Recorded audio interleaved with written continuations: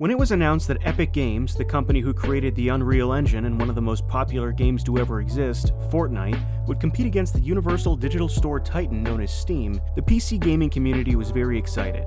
See, Steam is great, but it has its issues. An alternative to Steam seemed very welcoming considering it's been the go-to spot to buy games on PC since 2003. Steam has been and still is today the dominant option for buying a game on your PC. Its slick storefront and an organized user interface makes it incredibly user-friendly and easy to use.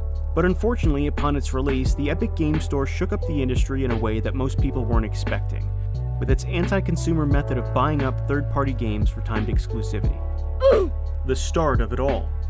When Metro Exodus was announced, fans were super excited and began to pre-order the game. After being available for pre-order on Steam for months ever since its initial announcement, developer Deep Silver announced that it had made a deal with Epic Games and that they will be selling the game exclusively on the Epic Games Store, less than a month before the game's release. This came as a shock to many who were eager to buy the game, as well as Steam themselves, who had this to say on the matter.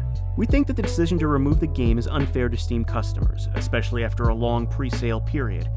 We apologize to Steam customers that were expecting it to be available for sale through the February 15th release date, but we were only recently informed of the decision and given limited time to let everyone know."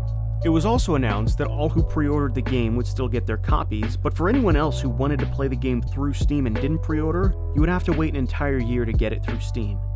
This immediately showed gamers, and I hate using that term, but what else are you going to call them, that the Epic Games Store would not be competition to Steam, and instead it would only get in the way of their freedom of choice. Epic later went on to snatch up the distribution rights for many other games, such as Borderlands 3, Control, World War Z, and most painfully for me, Predator Hunting Grounds. Pro-developer, anti-consumer.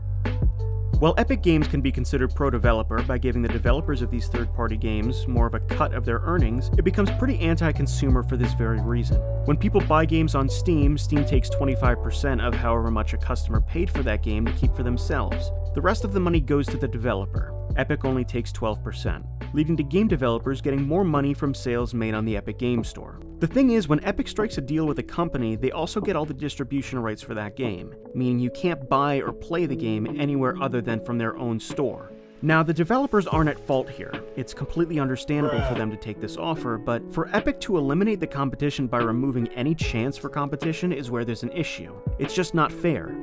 So here's what I mean by this. It's perfectly fine for Epic Games to hold exclusivity over Fortnite and make it only available on their store since it's their own game.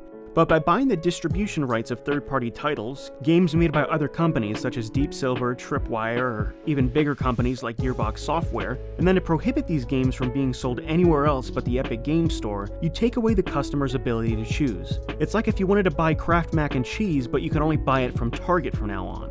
You were so used to buying it from Wegmans, or Giant, or Walmart, or really anywhere else, but now you can only buy it from Target. You know what? Target's actually a nice place, so let's just say Sheetz. Who wants to go to Sheetz, right? Now, hopefully you see what I'm getting at here. An example of a company in the same position as Epic, but making the right choices, is Bethesda. Now, if even Bethesda is doing something better than you should know that there's an issue, but that's a topic for a whole other video. Bethesda and their online store allows for fair competition. An example of their customer-friendly competition would be with the release of Doom Eternal. When Doom Eternal launched in March, it was sold on not just the Bethesda store, but also on Steam at the exact same time. There was no exclusivity there. Bethesda essentially told the customers, here's the game you want. You have a choice to either directly support the developers by buying it through us, or you can buy it through another store that you're more comfortable or used to using. The choice is yours. The issue. Now, this issue really only affects the PC gaming community, so most people look at Epic Games and are thankful that they created Fortnite and released it for free. But they don't look behind the curtains to see the issues that this causes people who primarily use a PC to play games. Installing so many launchers clutters up their desktop, and not only that, but then you have the tedious work of creating an account, adding your friend's account, the list goes on. Having to sift through multiple launchers for games you want to play just makes it all a mess. It's much easier and convenient to stick to Steam, which personally I have no problem doing. There's also the issue that 40% of Epic Games is owned by a Chinese company, Tencent, and how it uses the Epic Games Store launcher to spy on and monitor everything you do on your PC, but that's mostly a conspiracy theory. Mostly. In closing, by removing the customer's freedom of choice, Epic is showing us that it simply doesn't care about us. It just wants our money. It's not in any way healthy competition and just hurts the sale and general interest over these games. As for me, I've said the Epic Games Store too many times in this video, and I need a break. I hope you all enjoyed and maybe learned a thing or two. Now, subscribe and slap that like button, or whatever all the YouTube gamers say. That was a lot of talking. Oh, and here's the sources.